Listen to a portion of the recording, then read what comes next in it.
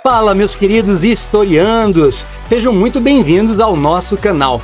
Na aula de hoje nós vamos falar um pouquinho sobre as revoluções inglesas, mas nós vamos falar principalmente da Revolução Puritana e da Revolução Gloriosa, que desencadeou aí uma revolução que causa influência até nossos dias, a famosa Revolução Industrial.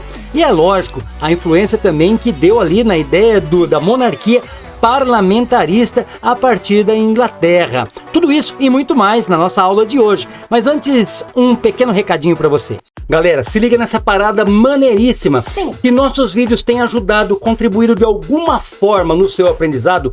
Então inscreva-se em nosso canal.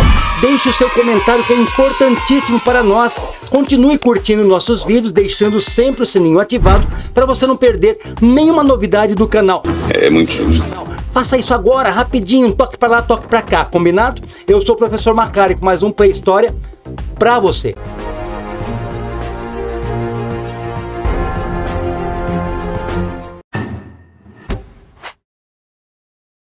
Historicamente, na Inglaterra, religião e política sempre andaram meio que de mãos dadas. O rei Henrique VIII rompeu com o Papa. Alguns motivos levaram a esse rompimento da Inglaterra com a Igreja Católica. Vamos lá. A fim de manter as boas alianças com o reino de Castela, o rei Henrique VIII, então, ele se casa com a infanta Rainha de Aragão. Para o rei Henrique VIII, era muito essencial que se tivesse filhos para dar aí continuidade ao seu reinado na Inglaterra. Por conta disso, ele tinha uma amante chamada Ana Bolena, e ele descaradamente vai falar com o Papa para abrir uma exceção na questão do divórcio. Como eles eram católicos, a Igreja Católica nunca permitiu o divórcio, e não foi diferente com o Henrique VIII, fazendo com que ele então rompesse literalmente com Roma. O Papa então não teria mais influência nenhuma dentro dos domínios ingleses. Como para tudo se dá um jeitinho, com a ajuda de um arcebispo, ele consegue divorciar-se então de Catarina de Aragão e casa-se com a sua amante Ana Bolena, que a princípio lá em 1633 lhe dá uma filha, a Elizabeth I, que vai ser a rainha da Inglaterra. Mas obcecado pela ideia de casar-se novamente, ele acusa Ana Bolena de adultério e a condena à morte, ficando viúvo e livre para casar-se novamente. Henrique VIII, sendo da dinastia Tudor, não estava ainda consolidada no poder, e o rompimento com a Igreja Católica então foi um fator importante. Em 1534, o rei Henrique VIII assina o Ato de Supremacia, e o parlamento inglês o reconhece como chefe da Igreja inglesa. 2 anos depois, ele passa então a perseguir os católicos. Ele toma os territórios católicos, confisca tudo que tem direito, tornando-se então um inimigo declarado de Roma. Neste caso, ele estabelece na Inglaterra, com a ruptura com Roma, a Igreja Anglicana, que na verdade era praticamente uma igreja católica onde não se submetia ao papado, se submetia então ao próprio rei Henrique VIII. Mas de qualquer forma, ele aproveitou o movimento de reforma que estava acontecendo naquele período e estabeleceu alguns princípios calvinistas, ligando a ideia de uma vida produtiva, uma vida de prosperidade, está ligada com a ideia de salvação. Era uma herança do calvinismo. Dentre esta herança também vem um outro grupo chamado de puritanos, porque eles levavam à risca, com todo rigor, as doutrinas protestantes e não queria ter nenhuma semelhança com qualquer tipo de comportamento católico. E obviamente isso aí foi aderido por muitos ingleses, formando então uma burguesia puritana que vai aos poucos formando ali o parlamento inglês. Como já dá para notar, o rompimento naquele momento com a igreja foi algo que deu uma impulsividade econômica, criando assim uma mola propulsora ali para o capitalismo. Com a morte de Henrique VIII, a filha de Henrique VIII com Ana Bolena, Elizabeth I, vai ser a sucessora do trono dos Tudors. A importância de Elizabeth I na sucessão dos Tudors na Inglaterra se dá por conta do fortalecimento que ela dá à grande burguesia. Se você observar com cuidado, o próprio rompimento com Roma por parte de Henrique VIII vai favorecer bastante a questão burguesa, que vai lá na frente realizar a Revolução Industrial. Lembre-se que o catolicismo, eles não permitiam a prática da usura. o dinheiro emprestado a juros aí por conta do tempo. Segundo o catolicismo, o tempo pertence a Deus. Então todo o dinheiro adquirido por conta do tempo deveria ficar com quem? Com a igreja, que era Deus.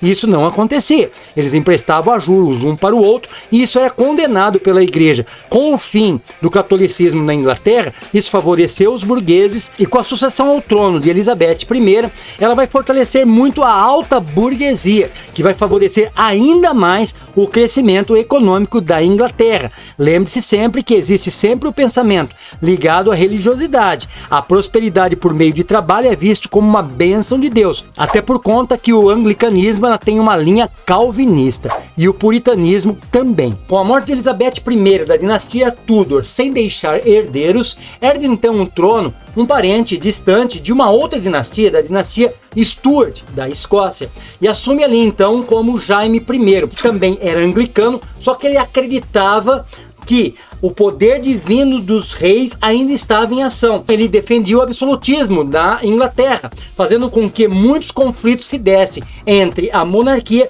e o parlamento burguês puritano. Acostumados ali com toda a prosperidade do período da dinastia Tudor, simplesmente a dinastia Stuart já começa com muitos problemas. Jaime I vai promover muitas perseguições e é neste período, em torno mais ou menos ali do ano 1620, que muitos puritanos sairão da Inglaterra e irão para a América, formando ali as 13 colônias americanas que no futuro serão então os Estados Unidos da América. Com a morte de Jaime I, assume então seu filho Carlos I, que manteria a mesma rigidez ali de Jaime I ou até mais, muito austero, principalmente na questão dos impostos. Isso fará com que os burgueses utilizem o parlamento para aprovar ali a petição de direitos, que limitava de certa forma o poder do rei Carlos I. A reação de Carlos I foi fechar definitivamente o parlamento.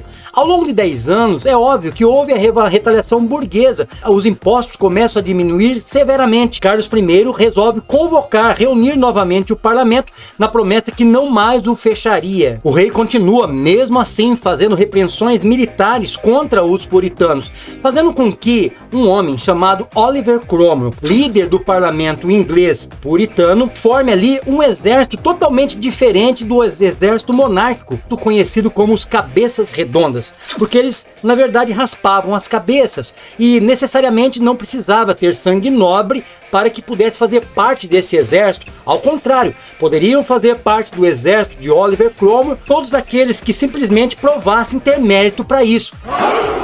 Isso foi um atrativo muito grande para os ingleses, dividindo a Inglaterra, levando-a a uma guerra civil. Esta é a famosa Revolução Puritana, a luta do parlamento puritano contra a monarquia inglesa. Mesmo Carlos I, anglicano, tendo se unido a católicos, ele não conseguiu lutar mais contra o exército de Oliver Cromwell, que teve a vitória, declarando então na Inglaterra a República Cromwell. E como foi essa república? Oliver Cromwell foi intitulado Lorde Protetor da Inglaterra. E a república que ele estabeleceu não tinha nada, absolutamente nada de democracia. Ao contrário, era muito mais parecido com um absolutismo. A diferença é que ele não tinha uma linhagem nobre para governar. Portanto, ele era um republicano.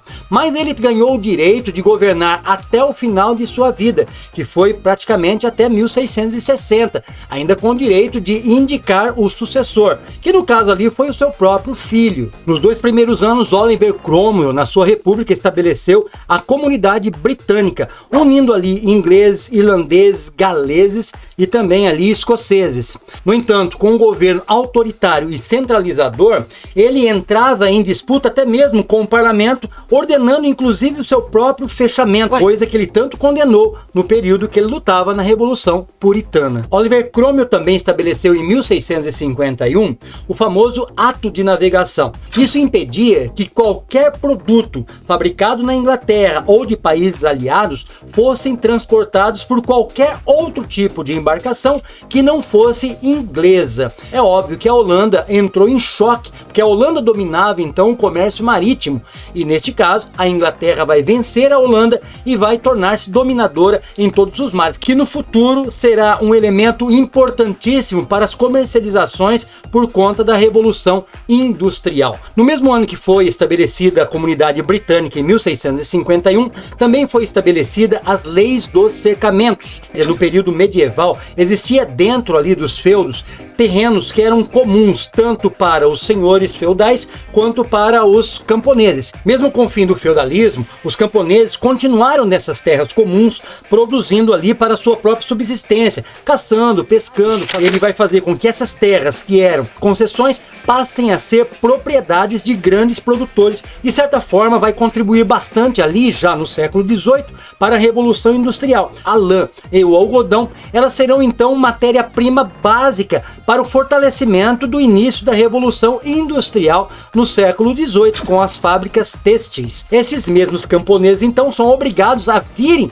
para as cidades, a trabalharem em fábricas. Nasce então uma classe chamada operariado, conhecida também como proletariado, porque vinham eles praticamente sem nada, sem recursos, sem ferramentas, trabalhar nas fábricas com suas famílias, com seus filhos, com a sua prole, por isso proletariado. Em 1658, Oliver Cromwell morre e deixa um legado muito grande de prosperidade, embora centralizado, embora autoritário para a Inglaterra. Assume então o seu filho, Richard Cromwell. No entanto, ele não tinha o mesmo pulso de seu pai, Oliver Cromwell, para governar a Inglaterra. Tanto é que um ano depois, o parlamento ele simplesmente se organizou e fez a deposição de Richard Cromwell. Com a ajuda militar, o parlamento então depõe Richard Cromwell e traz de volta então a dinastia Stuart com Carlos II, filho de Carlos I. Lembre-se, Carlos I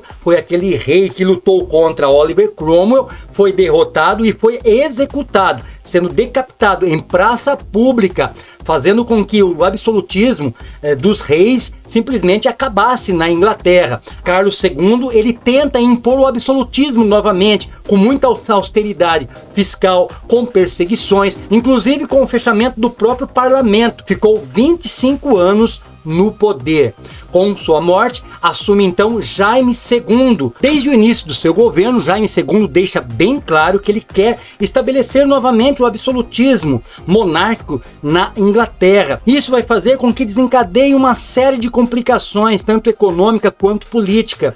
Nesse sentido, o parlamento ele se organiza e ele consegue fazer um novo acordo. Depois de 3 anos com muitos problemas, Jaime II então, convencido de ser deposto em favor de Guilherme de Orange da Holanda, que passaria a ser Guilherme III da Inglaterra, ele era o genro dele casado com a filha de Jaime II, Maria Stuart, que eram protestantes. Isso apaziguaria ali as condições políticas entre parlamento e entre a monarquia. Com esta ação, tem fim então o absolutismo monárquico na Inglaterra, passando então a ser uma monarquia parlamentarista. Eles assinam então o famoso documento conhecido como Bill of Rights, que fará com que o poder executivo passe para a mão do parlamento, que vai escolher um primeiro-ministro para governar. Na verdade, o rei inglês ele reina, mas não governa. Quem governará a Inglaterra, inclusive até os dias de hoje, será então o primeiro-ministro inglês, apontado pelo parlamento inglês desde então. Este momento revolucionário, ele é conhecido então como a Revolução Gloriosa de 1688. Gloriosa por quê? Porque ao contrário da Revolução Puritana, lá em 1644, com Oliver Cromwell, que houve a Guerra Civil, um derramamento de sangue por longos anos, na Revolução Gloriosa não aconteceu isso. Simplesmente houve a deposição e a transição para a monarquia parlamentarista. Nesta aula aprendemos então sobre Revolução Puritana, Revolução Gloriosa, que serão grandes influências então para a Revolução Industrial. Não deixe de assistir então o vídeo que fala sobre a Revolução Industrial e os demais vídeos que vai te ajudar muito no seu conhecimento histórico. Valeu pessoal, até mais, tchau, tchau!